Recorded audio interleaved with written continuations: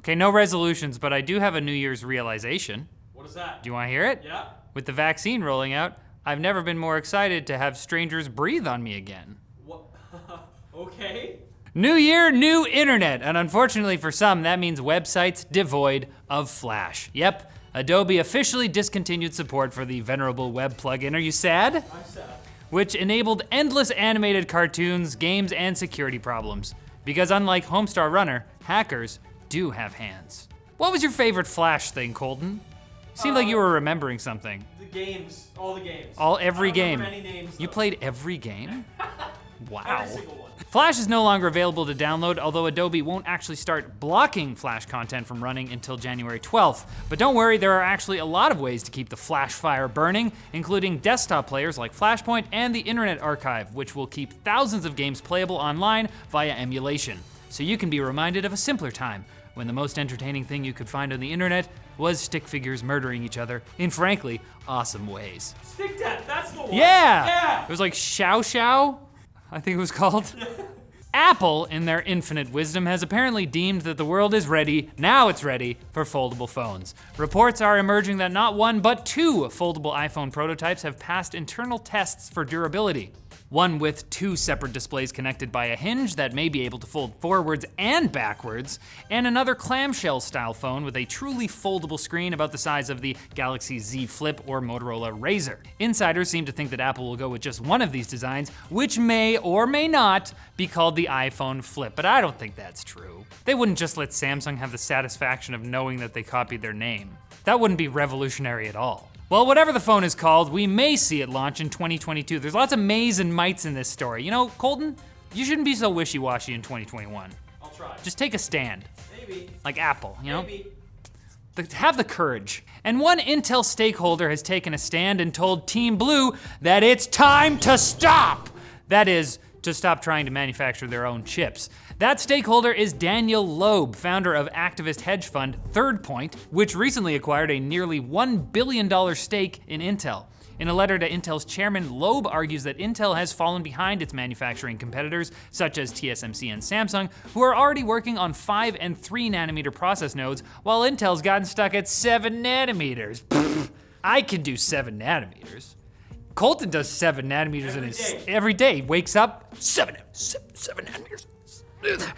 But the real hurtful stuff is when Loeb points out that Intel management gave themselves extravagant compensation packages this past year, while the company lost $60 billion in market value. Dang, boy! Now, Intel had already said they're considering outsourcing CPU production, but this letter might just tip the scales. Sometimes you just need a letter from an angry rich person to give you a kick in the pants, you know? I'm sorry, Elon Musk. I'll do better. Now it's time for Quick Bits, brought to you by Honey, the free shopping tool that finds the best promo codes whenever you shop online. Oh, sure, you say, but not where I shop. Well, I don't know whether you exclusively shop at Walter's Knick-Knack Shop down by the river, but Honey works on over 30,000 sites, including Amazon, eBay, Newegg, Razer, Best Buy, Walmart, and more. And it's free, because Honey gets a small commission from sites where you use them to save money.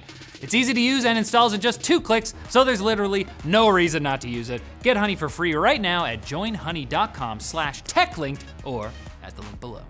Wait, you're telling me we've done 2021 Quick Bits?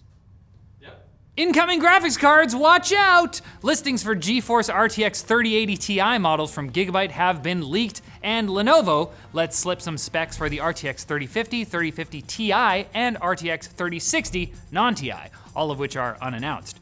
Nvidia's having a gaming-focused event on January 12th, so they've gotta announce some of these. Like, we all know they're coming, and that there won't be any stock. So why are we even talking about this? Apple making its own processors has started a trend in the tech industry, and now the European Union is jumping on with the signing of a declaration to allocate 145 billion euros towards the design and manufacture of semiconductors built on 2 nanometer process nodes. That's a lot of euros, and frankly, I don't know how they're going to eat them all before they go bad. That was the only joke I could think of for that one.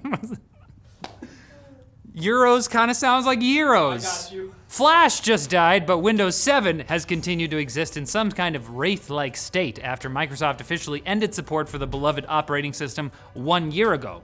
ZDNet found that there may be over 100 million users still using Windows 7, despite Microsoft doubling the cost for extended support this month. They are neither living nor dead. They care not for money, only Windows Media Center.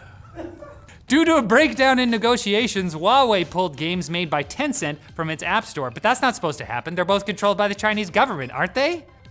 What? Well, a day later, Huawei restored the game, so I guess Daddy CCP made them kiss and make up. Meanwhile, since the summer, Apple has pulled about 90,000 games from its Chinese app store that weren't granted a license by Chinese authorities. So, that's authoritarianism for you. And Ticketmaster has agreed to pay a $10 million fine for hiring the employees of its competitor, CrowdSurge, and using their logins to infiltrate CrowdSurge's network and steal information, with the intention of choking off the smaller company's business. Awesome. That's awesome. That's what I need to start off my new year with. I know it's shocking, right? We don't need to start off the new year with a reminder that people are horrible. Great! Why did you put that story in, Colton? I'm sorry, I didn't I'm so frustrated. This episode needs to end, so come back on Monday for more tech news. Oh, but also, if you want to check out what we think the biggest stories of the year were, check out the Christmas special. I wear a robe. Colton was there too. It was fun. So if you want to hang out, Merry. Santa Claus? Am I Santa Claus? That's a reference.